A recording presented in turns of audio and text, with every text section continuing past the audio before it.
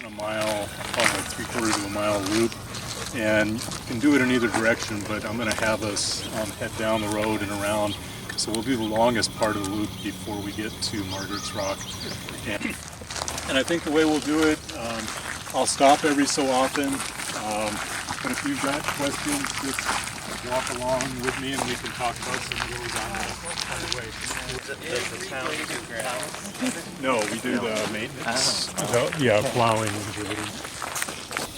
This is a squash field or a vegetable field that Fort Town Farm is using, and this year, for a variety of reasons, they decided not to do anything with it, so it's just winter rye that's obviously gone to seed, and I don't know if they're going to try to plant anything late summer, early fall or not. Probably not this year. And this is the power line that goes down to Fall River. Used to connect to the big coolers they had that they took down over there. Yeah. It's a little out of the scope of the visit to Margaret's Rock, but this field we're going to be going through is an example of what happens when farmland is left unused.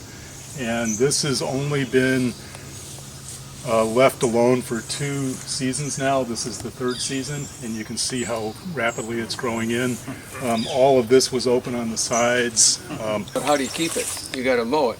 Well, that becomes the question. There's going to be shrubs and trees in 10 years. And how do you prevent that? And part of the answer seems to be the kind of animal life that you encourage that would eat that or prevent it, or cattle or goats or deer, different things. So.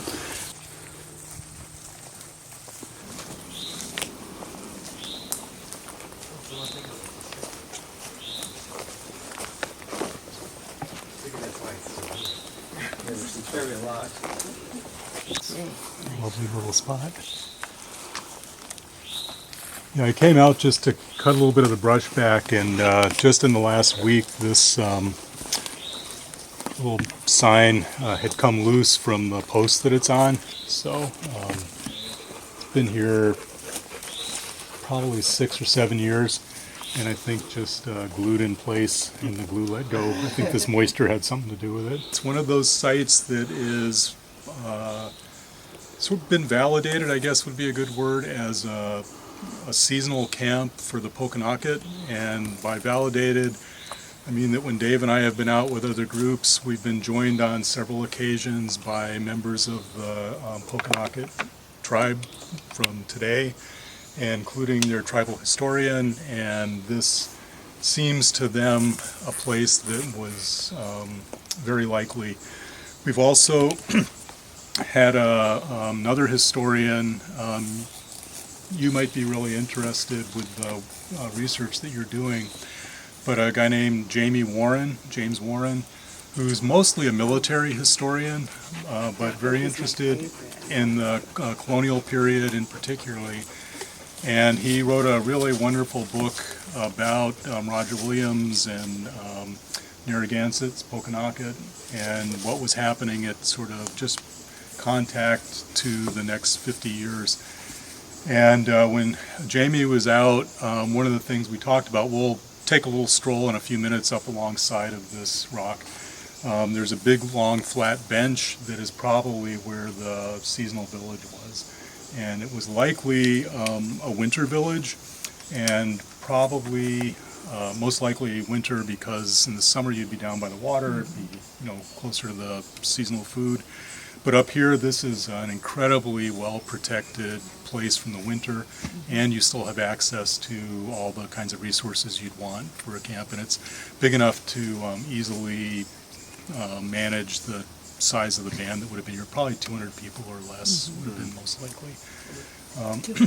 200, yeah. So the other couple of things. One fact about the people who had lived here, and then just a little bit about the geology, natural history. The thing that really gives me pause for reflection every time I come out here is to imagine that this place was continuously inhabited, by people that moved from site to site in the area. for somewhere between 8 and 10,000 years. So, you think of this right now, this is kind of a nice natural environment. It's like going out and, like, this was home. And it was intensely used and lived in continuously, sustainably for 8 to 10,000 years. And there's a lot of implications for that. The natural history of this area a little bit, and I know Tim with his camera here has been doing some research on this as well, he and his wife Sarah. There are these spines of rock. So what you're seeing right now is an outcropping that is the terminus of an above-ground spine of rock that runs about a mile, half a mile, north and south.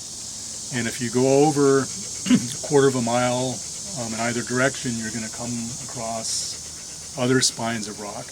And these are the consequence of the glaciers that were here about 10,000, 12,000 years ago.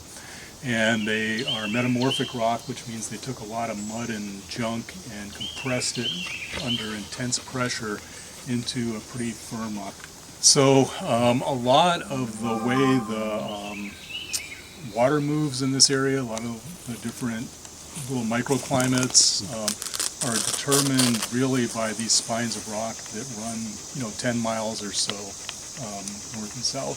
Things is that the spines actually are serpentine. They go in and out of the ground. So this is where this one actually is coming down. And I imagine at one point this came out further and probably sloped down like to about right where I'm standing right now. Goes underground for some period and then pops back up.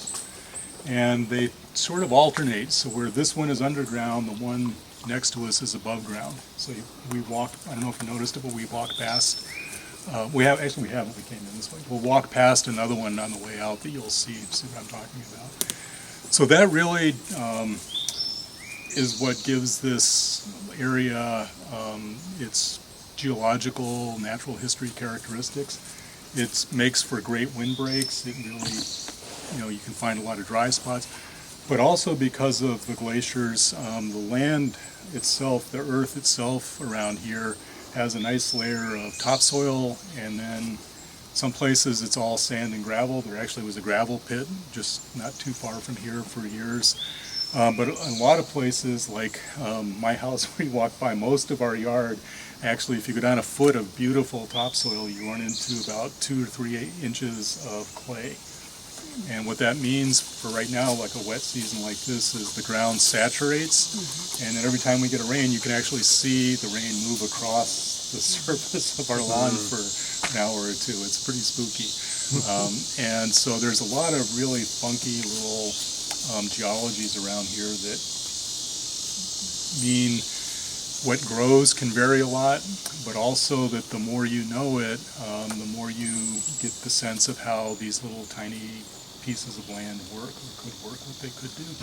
And so the kind of, some of you might know the farmer, writer Wendell Berry, but he makes a claim in one of his books that for a small-scale local farmer with a farm of about 120 acres, which is sort of similar to what we've got here, can take up to 3 generations at a minimum to learn how to use it really, really efficiently, really effectively.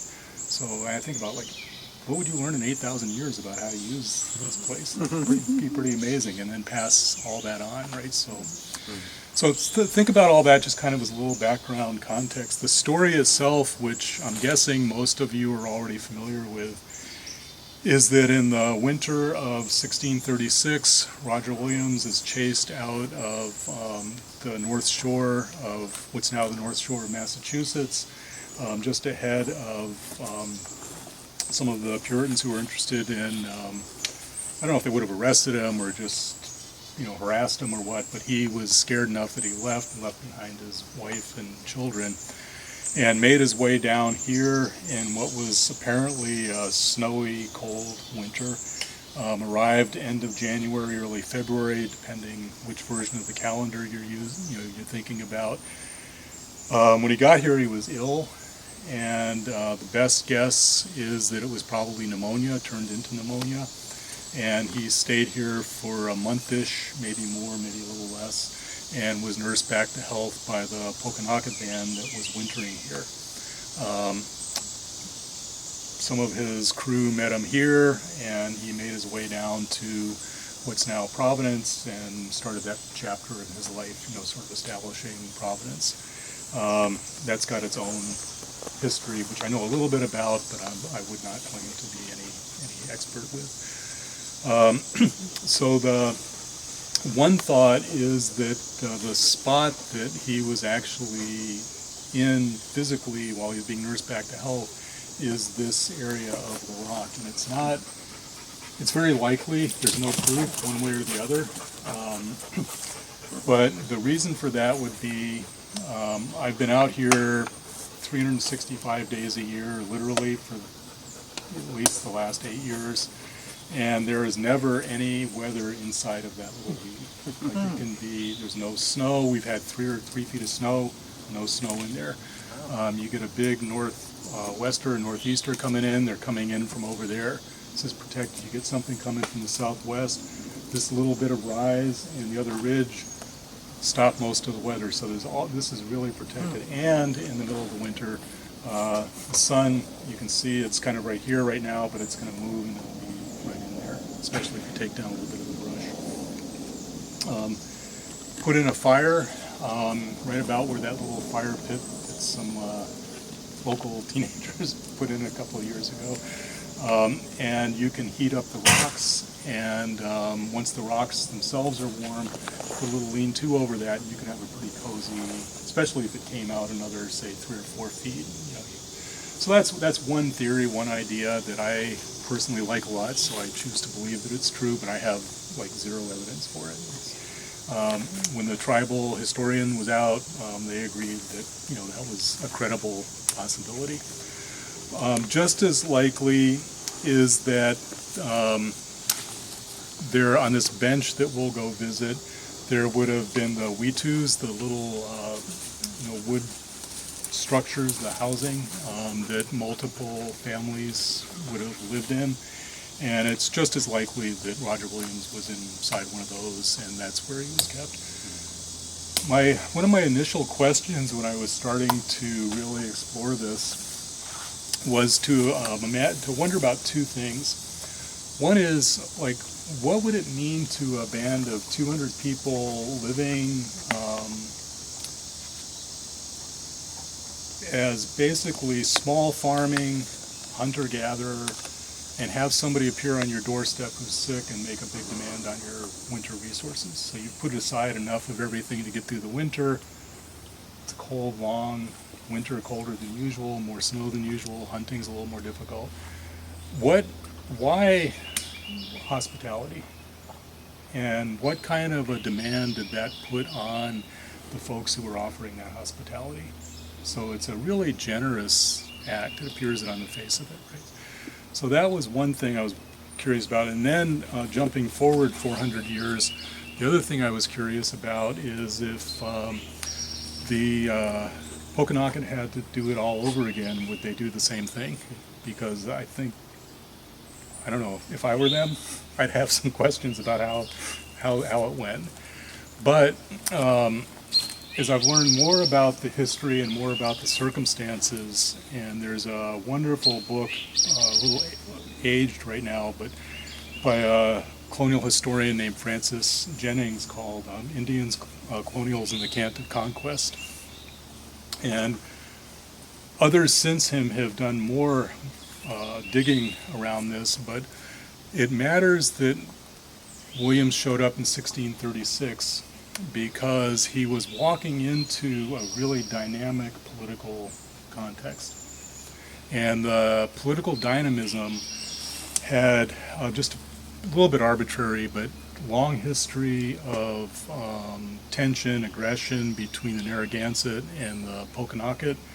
And the Pokanoket are one of 5 bands of Indians in an alliance that goes from Martha's Vineyard, sort of north through what's now Massachusetts, kind of over to Deerfield and down to here. We're kind of at the southwest end of it. So total of 20 to 40,000 people, not huge, demographically, but a big land area. But this long history of conflict with Narragansett, who are a powerful tribe with alliances going to the west and north, right?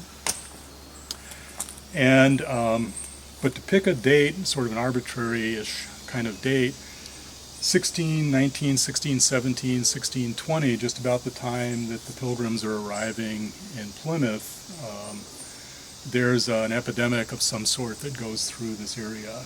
The Narragansett are largely untouched by it. This is kind of interesting to think about in the context of the pandemic now and the potential for what that could do. But the Pokanoket, the estimates vary, and I think from what I can tell, most of the estimates are guesstimates, really much more. There's not really much empirical evidence other than stories and other parallel situations. But somewhere between 40 and 90% of the Pokanoket living in this area were killed by this pandemic over a 2 or 3 year period. And that left them politically, not only socially, destroyed a lot of the culture. You know, imagine what it would be to be a child surviving that, right, for example. And you think about the impact of trauma on generational history. So this huge, huge transformation happening, right? So that's part one. But part two is that all of a sudden they're politically incredibly vulnerable to the Narragansett pushing over from the west. So part of the reason that the Massasoit, Osamoquin, reached out to the British settlers is he wanted to build alliances where they would agree to protect him if he were attacked by the Narragansett. So he was looking for some sort of détente in the region. And the event that Dave hosted on July 3rd with the Soam's Heritage Group to mark the treaty that emerged out of that is partly because it was in everybody's interest to achieve that kind of détente. Work for the settlers. Narragansetts were okay with it for a little while. Certainly worked to the advantage of the tribe, right?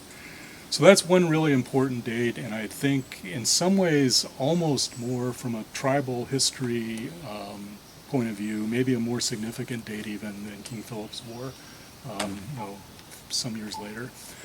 So the other date that gets talked about a lot for a very good reason is King Philip's War, 1675. And again, some of you I'm sure are really familiar with the details of that conflict. But by 1675, this little trickle of settlers had become a stream, and there was a lot of pressure around land. And what the Pokanoket had to keep doing was allowing more settlers to take more land in order to maintain these alliances that they had become dependent on. Settlers who had not come up with that original agreement were a little more aggressive and greedy in their demands, and it started to destabilize a lot of the relationships that this depended on with a tribe that was continuing to be pretty weak because of the aftermath of that epidemic. And details are disputed or debated, but kind of who started it, the native folks or the settlers. But long story short, there was a hanging of a native man that became the catalyst for a conflict. And Osamoquin's son Metacomet, Metacomet Avenue, some of you have come down and right, a lot of. So he was a lot less patient than his father, and he had a different view of how history was unfolding. And he believed that the tribe had come to a moment where if they didn't drive out the settlers, they were just going to be overwhelmed by them. And it was really literally the survival of the tribe that he thought was, and of their people as a whole, that was at stake. So he started a conflict. Parts started right in this area, spread out to Deerfield, spread north and east. Short version of it is that the native communities lost badly by the end of it. And the result for the Pokanoket was that probably 40% of their adult population was killed in the war, so another huge loss on the heels of an initial loss. And they were pretty much taken prisoner or escaped to what's now southern Maine and lived with the Passamaquoddy tribe. So a lot of the Pokanoket culture sort of visually, culturally just disappeared from the landscape. And laws were passed that made it illegal to speak the language, practice any of the customs, and those laws were not repealed until the 1940s. Wow. So yeah, this is not ancient history, right? So part of the dynamic that's happening in the present day, some of you were talking about the dispute that the Pokanoket are currently having with Brown University. Really, really complicated, and the tribal representatives are very circumspect about it because it's so delicate in so many ways. So this is me speaking, not them speaking. I want to be real clear. But my take on it is that the tribe needs federal recognition in order to have any legal standing to pursue anything. Because of the history I just described, it has literally been erased from the history books. It's only now starting to reappear. We can either just take a little stroll up and take a look at the bench, or we can just talk, answer any questions you've got. One of my motivations for doing a lot of these visits with folks is I've not been out here yet with a group where somebody hasn't known a lot more about something than I do, and I get to listen to their stories or hear their ideas, and if you've just got things to add, I'm all ears. Like, I would just love to hear whatever you all have to throw in the pot. Like, that's probably the most fun thing. I just have a question. Yeah. You said that there were laws passed. What year were the laws passed for the Pretty much on the heels of the King Philip's War. About the connection with this community here in Mount Hope in Bristol, was it the same? Both Pokanoket, yeah. And who was the leader of, was Metacomet, King Philip, the leader of both areas? His father would have been, Massasoit. and then Massasoit's actually like chief, so it's a title, and the person we call Massasoit in the history books is actually, his name is Osamaquin. So, this isn't the only spot in this area. Just across the other side of 136, almost due west from here, another long little bit of ridge that is right next to Johnson's Market, the food stand over there. Yes. And that's apparently, the stories are, that's where corn was ground. So you can go in and find ridges in that rock that look like they would have worked with a pestle, a mortar and pestle. There's a large, we won't go to it today, but on the other side of the farm here, there's a large erratic boulder that's tall as me and twice as wide. That the story is that that's where the Pokanoket women went to give birth, and it probably looked different. I'm sure it was more forested. Right now it's in the middle of a farm field, but it's sort of a space with some sort of energy to it that made it a propitious place to go to do that. So also a large hill that was probably a beacon hill of one kind or another. For example, when the cooling towers came down in Fall River a couple of years ago, I went up and stood at the top of this hill and I could see the towers come down. Like, I couldn't see the last 20 feet, but I saw the first 50 or 100 feet, so you get a pretty clear shot, and the thought of those is that those were places, and it's a big pile of rubble largely, so it was probably built intentionally over the years by the people who lived here, but it was used to do fire and smoke signal to other receiving and relaying points up and down in this area. So they would pick the highest whatever, or build up a highest area that had the best sight line and then use that to communicate really, probably pretty basic kinds of information and then send runners out with more detail. I think But Mount there's- Hope was one of those. Yeah, there's a whole. Yeah, because it was much higher than it is now. And to Dave's point, once you start thinking that way, you can start looking at the connection between point and point and point and start really seeing the landscape in some different ways. So there's part of the fun of it is just you start looking at this and it's like, wow, this place looks so different than the way I imagined it 5 years ago, 2 years ago.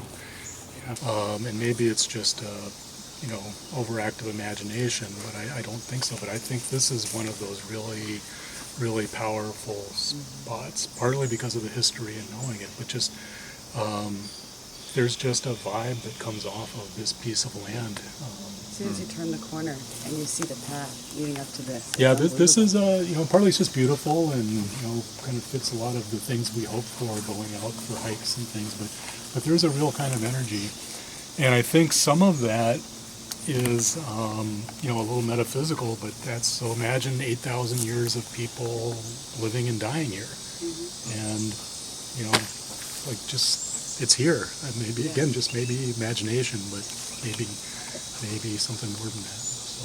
So what I think about and why I think this commission in Warren, and hopefully one that'll come along in Bristol or Barrington or other places, matters so much is it's really going to be about which history do we tell and how do we teach it.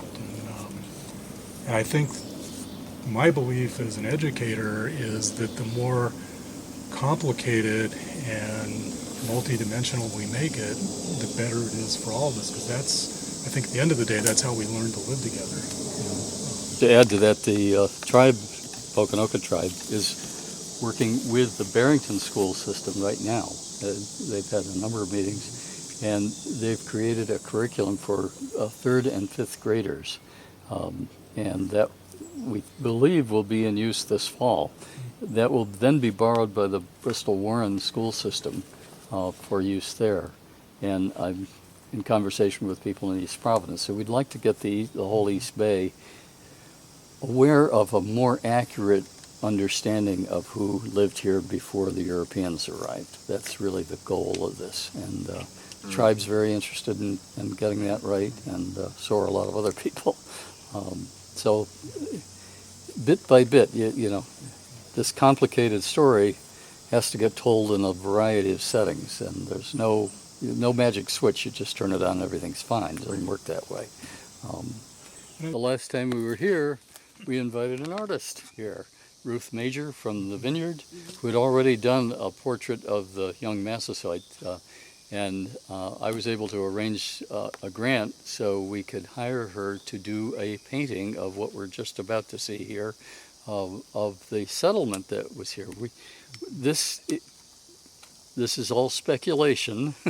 However, it's, I think, grounded in some degree of plausibility that if this, in fact, was a location of a winter encampment, her painting is of this winter encampment here. And it's going to be used, there's booklets about this that you can take with you put in my car. On the car, Yeah. And when you go through that, you'll see that she doesn't just imagine something and paint it. She researches it. And then you'll go through the booklet and it'll explain all the different things that are going on in the painting, which she gets from Native people. So it's as close as we can get. I couldn't find a Native artist to do this, though. Ruth claimed some Native inheritance, but I think she's done an excellent job of filling in one of the big blanks here. It's as if, people imagine it was Roger by himself coming out here. Wilderness. In the wilderness, in the stories, and what Margaret stopped by twice a day and left him some corn, no, he was brought here because this is where they were. Okay. And he had a part.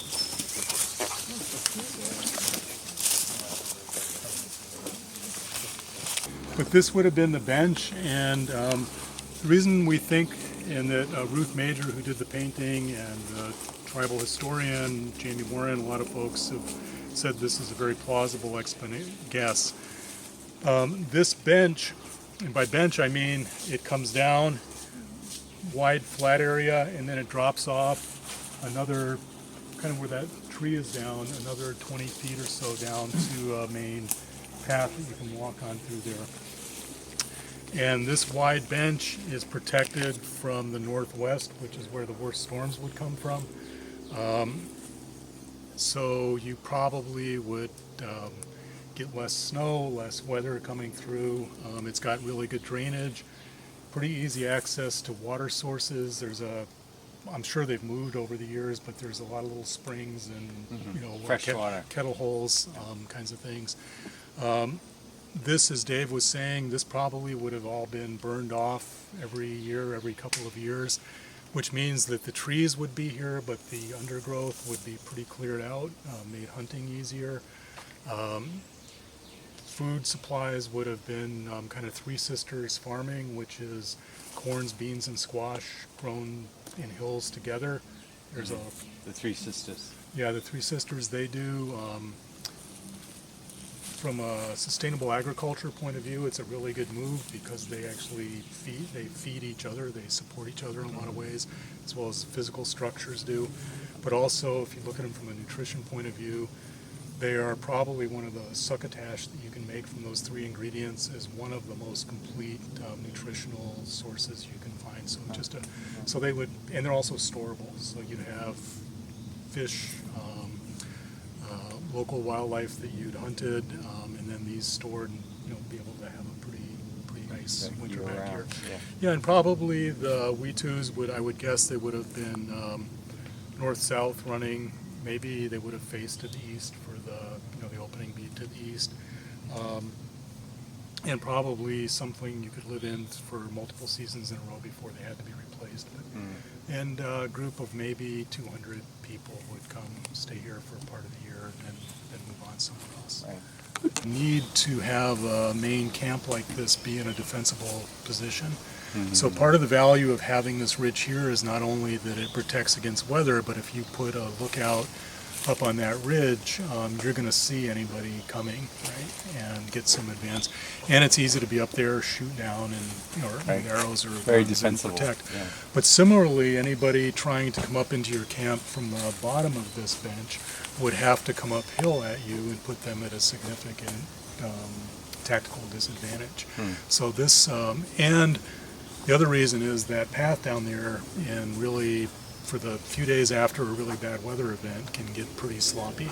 And up here, always nice and dry. This is, you're still on a rock slab that drains really, really quickly. So, what I'm projecting to a large degree, if I were going to put a camp in someplace under those conditions, this is where I would choose. But I honestly don't know how Yeah, people living here we had a have thought big about it. thunderstorm yesterday, and there's practically no water. Yeah, you won't find any here. They knew where to go.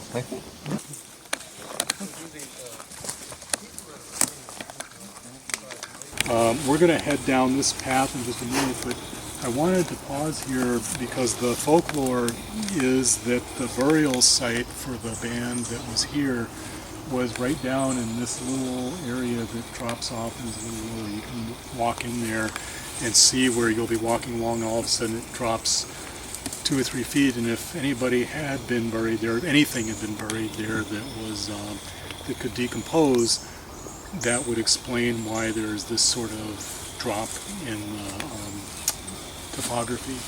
But there's been a couple of archaeological groups come in with ground radar and a little bit of digging around, and they haven't ever found any artifacts to suggest that that is in fact the case. And to be honest, I think the preference is that there not be a lot of digging around, because what we'd be likely to learn from it is probably not worth the disruption of really meaningful burial ground. From my point of view is indigenous people didn't have this idea of ownership in the same way.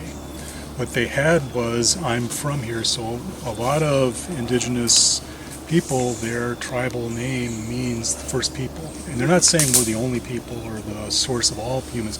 We're the first people from this place. And to see the light, right? And so we are what we eat. We are the generation. So there's this idea. But they saw themselves as a part of a landscape, not as the owners of it, not even as the stewards of it, but as a part of it, right, in relationship with it. And what comes out of that is a concept of what in the Western legal jargon would be called usufruct rights. And usufruct rights are the right to use a dimension of a landscape. So me and my people have lived here for 1,000 years, but I'm going to give you the right to tap the maple trees.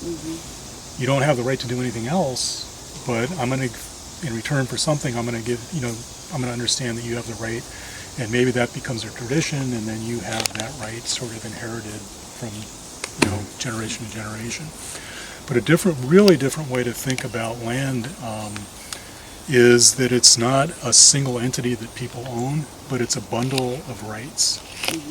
And each of those rights can be independently negotiated between you and the land and between you and other users. You have the right to come here and get blueberries, but you don't have the right to hunt deer. And so my guess is that a lot of times when European settlers, particularly initially, were coming out and saying, I want to buy your land, I want some land, what the natives probably thought they were saying is, we have a communal mindset, and you're part of the landscape now. We don't like you particularly, but you're here.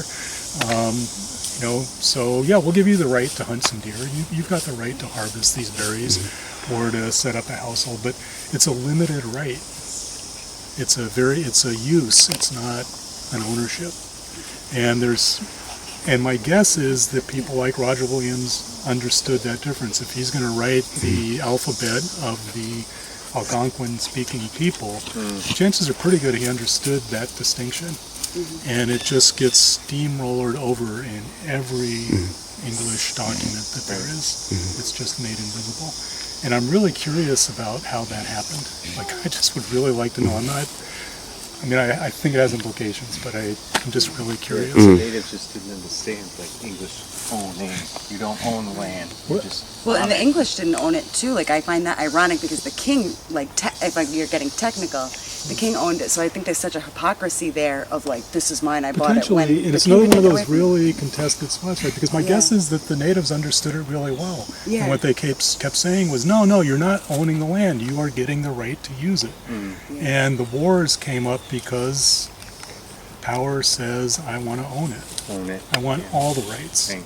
Right? And it becomes this. So that's the cultural, I think there's a cultural, really powerful cultural difference embedded simply in how that was navigated. Yeah, and I think one of those differences is in language, the basis of our language. I was talking to somebody in Mashpee, described the English language as noun-based, and that was like a fundamental difference in just the very basic forms of communication, that the English language is more noun-based than, yeah. Well, a little bit I can understand from Roger Williams' Key to the Languages of America. Yeah. If you just take a look at a couple pages, and he'll have this whole sentence, and it'll be one word. That I don't know how the language is constructed. I know nothing about that, but the idea of noun, adjective, verb kind of thing that you piece together in a sentence isn't the way that you have a whole expression for everything. Yeah, and the way in which you say something, the emotional side of the way in which you say something is part of the message. So I think also like paperwork, that the English brought these paperwork, the idea of these documents. Where Signing your name. There's an authority to the language and to the paperwork in a way that was not in the cultural mindset of the people here. I can only imagine that the native chiefs who signed those things just thought, well, this is a funny little ritual you do. Yeah. Like Not we that- exchange gifts, you do these Right. little marks. Yeah. on- Not on that the you're signing paper your stuff. land away. Yeah. I think this is all right. Yeah. We can, while we're figuring this out, we can just keep moving Sure. that way.